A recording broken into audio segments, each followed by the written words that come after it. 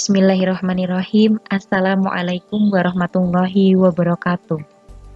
Pada kesempatan kali ini, kami akan menjelaskan materi tentang fluida dinamis pada mata kuliah Fisika Dasar.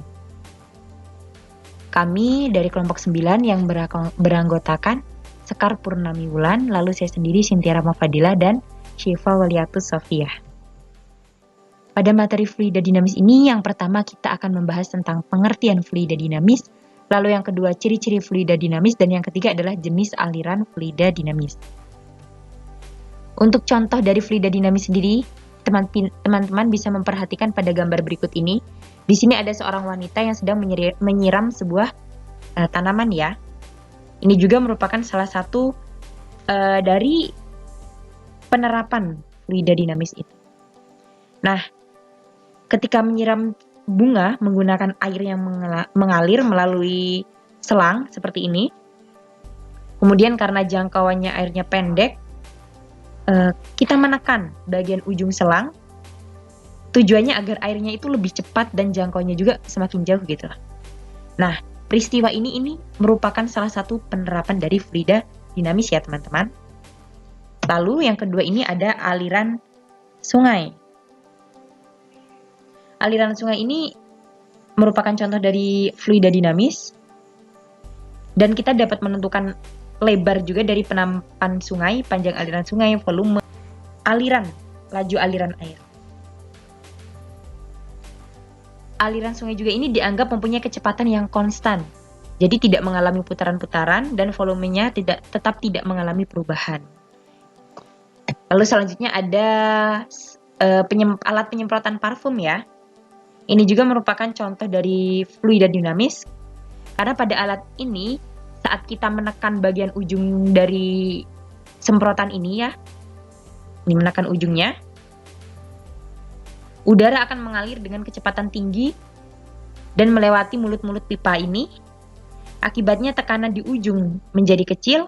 Perbedaan tekanan ini mengakibatkan cairan di dalam wadah ini naik dan dihamburkan dengan halus oleh aliran udara dari tabung penghisap. Nah, jadi bisa keluar seperti ini.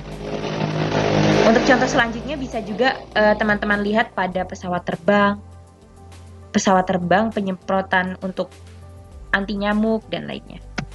Nah, sekarang kita akan masuk ke pembahasan yang pertama, yaitu pengertian. Nah, berdasarkan contoh tadi kita bisa mendapatkan pengertian bahwasanya fluida itu adalah zat yang dapat mengalir. Namun zat yang dapat mengalir itu kan tidak hanya zat cair, bisa saja zat gas, batu, dan benda padat. Namun itu tidak digolongkan sebagai fluida karena tidak dapat mengalir. Fluida ini kan dibagi menjadi dua ya, ada fluida statis dan fluida dinamis. Sebelumnya teman-teman sudah membahas tentang fluida statis, dan sekarang kita akan masuk ke fluida dinamis. Untuk pengertiannya sendiri, fluida dinamis adalah fluida, jadi bisa berupa zat cair atau gas yang bergerak memiliki kecepatan yang konstan terhadap waktu, tidak mengalami perubahan volume, tidak kental, tidak turbulen, atau tidak mengalami putaran-putaran. Pembahasan yang kedua kita masuk ke ciri-ciri. Ciri-ciri dari fluida dinamis yaitu yang pertama adalah tidak kompresibel. Nah, jika diberi tekanan maka volumenya tidak berubah. Suatu fluida yang bergerak ketika diberi tekanan berapapun, fluida tersebut tidak termampatkan atau terkompres. Untuk ciri-ciri yang kedua yaitu tidak mengalami gesekan. Jadi saat mengalir, gesekan fluida itu dengan dinding dapat diabaikan. Lalu untuk ciri-ciri yang ketiga adalah alirannya stasioner atau tetap. Jadi tiap paket fluida mempunyai arah aliran tertentu dan tidak menjadi turbulensi atau pusaran-pusaran. Dan ciri-ciri yang selanjutnya, yang terakhir, alirannya lunak, alirannya tunak. Jadi aliran fluida mempunyai kecepatan yang konstan terhadap waktu. Kita masuk ke pembahasan yang ketiga, yaitu jenis-jenis aliran fluida dinamis. Ini ada dua ya teman-teman. Yang pertama yaitu aliran laminer, yaitu aliran di mana paket fluida meluncur bersama-sama dengan paket fluida di sebelahnya. Tiap jalur paket fluida tidak berseberangan dengan jalur lainnya. Aliran laminer ialah aliran ideal dan terjadi pada aliran fluida pada kecepatan rendah. Jadi seperti ini gambaran dari aliran laminer. Dia teratur ya teman-teman. Lalu untuk aliran turbulen, ini adalah aliran di mana paket fluida tidak meluncur bersamaan dengan paket fluida di sebelahnya. Tiap jalur paket fluida bisa berseberangan dengan jalur lainnya. aliran turbulen ditandai adanya pusaran-pusaran air atau vortex atau turbulen tadi ya, dan terjadi andai kecepatan alirannya tinggi. Jika luminar tadi di aliran yang rendah, nah turbulen ini di aliran yang tinggi.